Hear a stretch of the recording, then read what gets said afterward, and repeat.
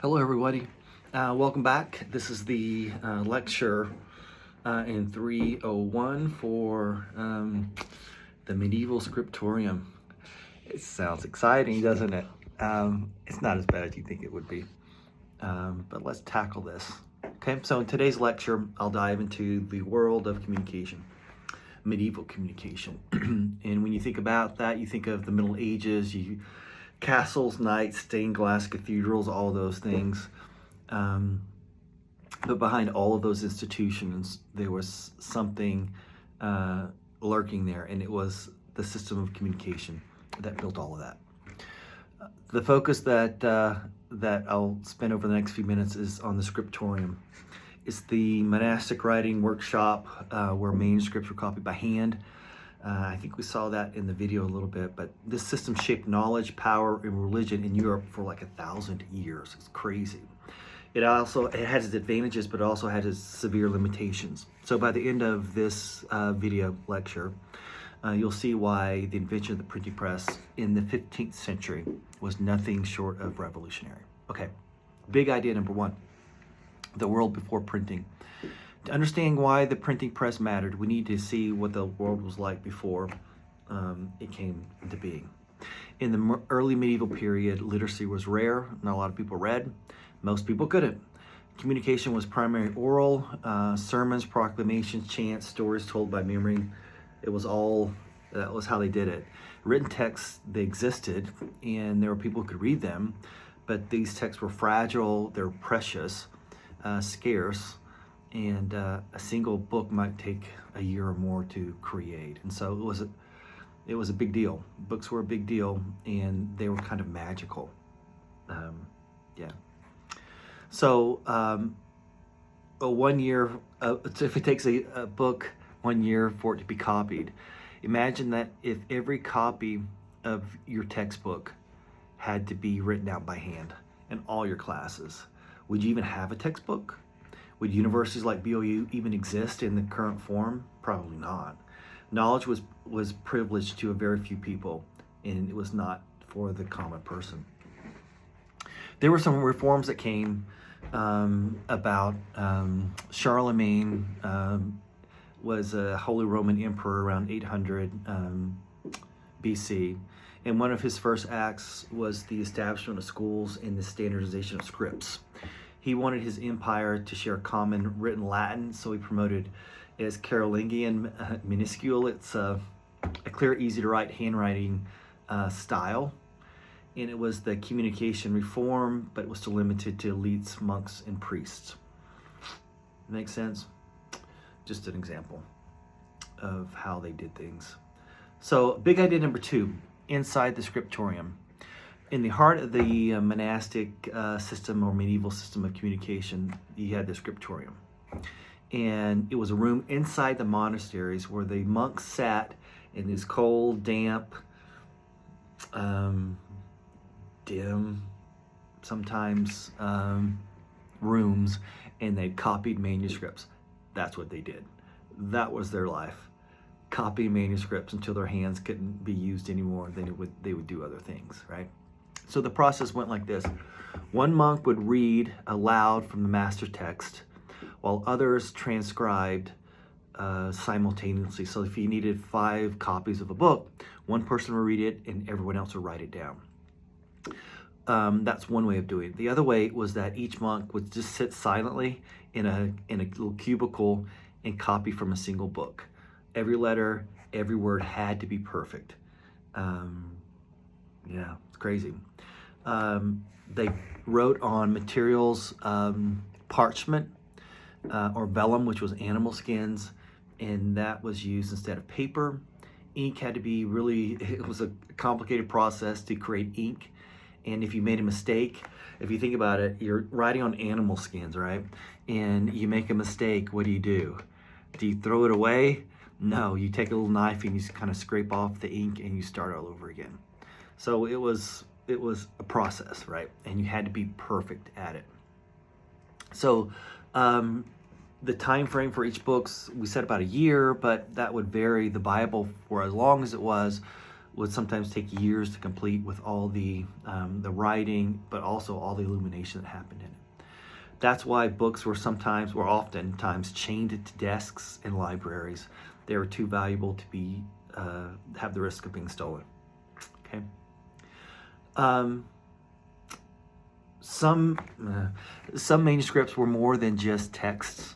They were art. And they had gold leaf, brilliant colors, intricate illustrations filled with the pages. The classic example is the Book of Kells in Ireland. It's absolutely amazing.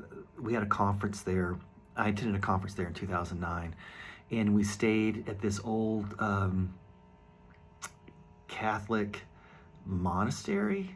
It was a university, but we stayed in the same area as the priests and the monks, and we'd go and have breakfast and lunch and dinner with them, and then we'd all do different things. But as part of that trip, we had a site excursion to go see the Book of Kells, and it's absolutely amazing, and it's so artistic and decorative.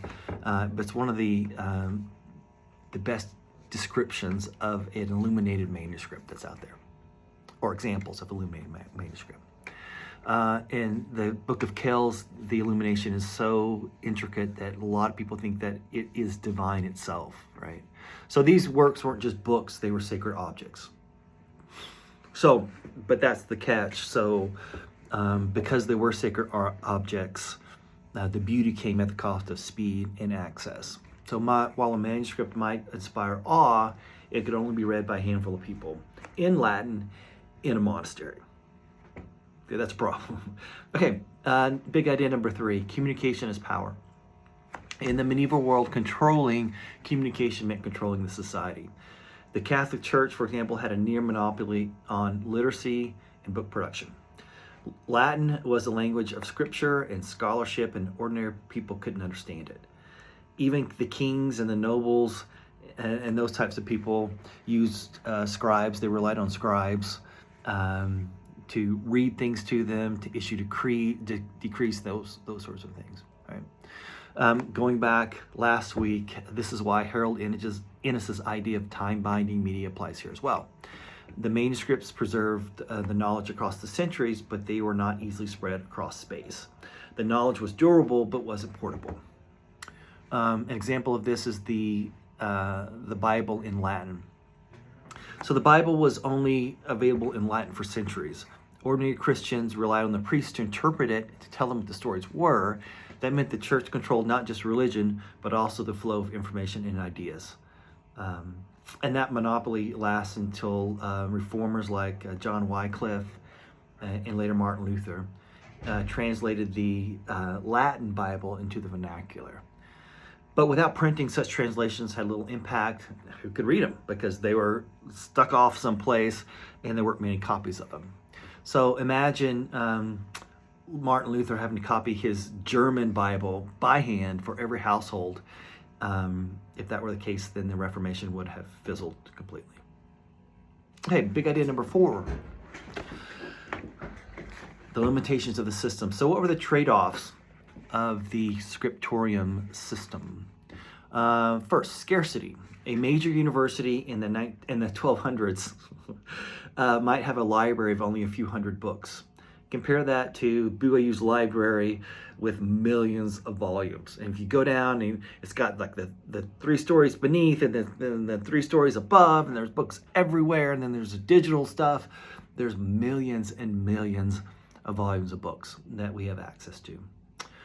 Second trade-off for the Scriptorium is that there were errors. Copyists sometimes made mistakes or inserted commentary into the margins that later got copied to the text, so knowledge wasn't always stable. I was able to take some classes. I know I'm super nerd, but when I was in my PhD program, they had at the University of Oklahoma, one of the top three ancient history of science libraries in the United States. So collectors donated all these volumes of Francis Bacon's work. There's some Galileo stuff in there. These are the personal copies of the books that they had, but lots of these old manuscripts that are from the 1200s, 1300s, 1400s, before the printing press. And we were able to take those books, check them out, and we couldn't take them out of the library, but for our classes and things like that, we're able to actually put on the gloves and go through these manuscripts and look at them and play around with them. One of the things that struck me was that you could tell the age of the manuscript, which one got copied first, which one got copied second, third, fourth, because you would look at the errors. And so the more errors, you had the original manuscript, you find that out, and then you could trace all the other ones because the errors got copied. And the longer the copying went, the greater the error, so you can kind of work your way back to see which copy was copied first. It's kind of interesting. Okay. The third trade-off of the Scriptorium is control. Access to text depending on the permissions that you get to look at them, right? If you weren't part of the clergy or the nobility, you were excluded from the system. And the last limitation of the Scriptorium is how slow it was. Innovations, scientific discoveries, theological debates, they were just so slow, they progressed at a crawl. A single new idea might take decades to circulate, if that makes sense. Okay, here's a story about that. And it has to do with the Black Death that we talked about, or we hopefully watched earlier. When the Black Death swept through Europe, misinformation spread just as fast as the disease. So without a robust system of communication, rumors and superstitions thrived. Jews were blamed. Strange cures were promoted, fear dominated, and just imagine how differently things might have gone if the information for what was causing it and how to deal with it had been shared more quickly and more widely. Okay, number 5. Big idea number 5. Why the printing press changed everything. By the 15th century, Europe was hungry for faster, broader, and cheaper communication. Trade was exploding, cities were growing. Remember, this is the time after the Black Death, and people were moving to the cities and trying to get away from the farms. There was more money circulating around, so lots of things were happening. Universities were expanding, reformers were challenging the church authority, and then came Johann Gutenberg's printing press. And I think the actual date is 1449, I think, but we say 1450 because that's easier to remember. So 1450. It was built on existing technologies, and that's the way a lot of new technologies happen. You've got other technologies that are combined to create something new, but it's not new out of nothing, okay? So the paper for the printing press came from China. Movable type came from earlier experiments in printing different things. And then the wine press was used to put it all together and press the type down on the paper. But all these things together create a revolution. Now, if you compare that revolution or the printing press to Scriptorium, let's go back and look at our limitations. So the printing press had an advantage in speed. So dozens of copies could be made at a time at once. In the time it used to be able to make one. Again, you can make dozens of copies of a book in the time that it used to take to make one. If you've gone to Palmyra, there's the Random Bookshop where they printed the Book of Mormon, and you can go and look and see. And they've got the old printing presses, and they got the same page is like they print one page and then they cut it up into different sections. Anyway, really cool example of that. Number 2. The second advantage of the printing press over the Scriptorium is that the cost. Books could be affordable, and you didn't have to be nobility or have super wealthy to have a book.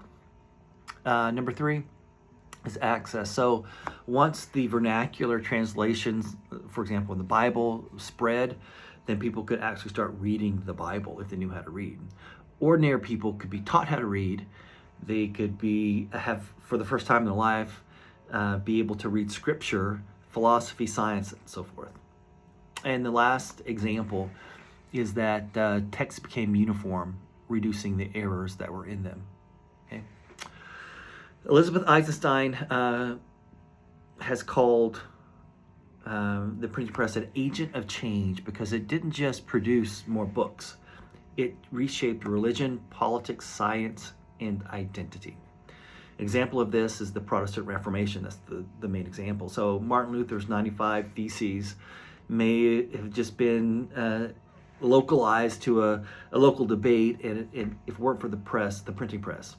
Instead, his writings were copied, translated, distributed all across Europe within months. And this communication revolution fueled a spiritual revolution. Think of Copernicus, Galileo, Newton. I had a class where we had Galileo's personal copy of his astronomical treatise, and it was, you open the book and it has his name, Galileo Galileo, and then all the inquisitor's notes in the margins. Absolutely nuts. If you guys get me talking about that in class, that's all we'll talk about for the rest of the time. I'm a geek about that sort of stuff. But think of those guys, Copernicus, Galileo, Newton. Their discoveries spread because printing allowed scientific communities to share, critique, and build upon each other's work, and the knowledge accelerated. Okay, big idea number 6. This is the legacy of the Scriptorium. Even though the printing eclipsed what the Scriptorium could do, the Scriptorium's influence remained. We use some of its traditions today. We'll use illuminated letters to inspire modern graphic design. Think about end caps. You journalism folks kind of know what I'm talking about. Careful copying instilled a culture of scholarly accuracy. Okay, that influences our universities today. And the libraries and archives inherited the monastic duty to preserve knowledge. So we've got our library here at the HBLO library. Has anything you ever want to know. Okay. The largest legacy of the Scriptorium is that the Scriptorium allows us to, reminds us how fragile our communication systems are. Without broad access, knowledge shrinks. Without circulation, ideas stagnate. Okay, in summary, the medieval Scriptorium was the backbone of communication for centuries. It was beautiful, careful, but it was limited. Books were rare, literacy was restricted, and the church maintained control. These constraints created a world where information moved slowly, and power was concentrated. That's why the printing press was so transformative. It broke the bottleneck of the Scriptorium. It democratized access to knowledge, opened the door to the modern world, and if we only remember the illuminated manuscripts for their artistry, we miss the bigger story. They were stepping stones to a path to mass communication. That's where it all started, right there. All right, so we've gone a little bit long. I'm looking at, 17, 18 minutes or so. But there will be a knowledge check after this, so make sure that you pause this and go and do your knowledge check, and then we'll see you in class.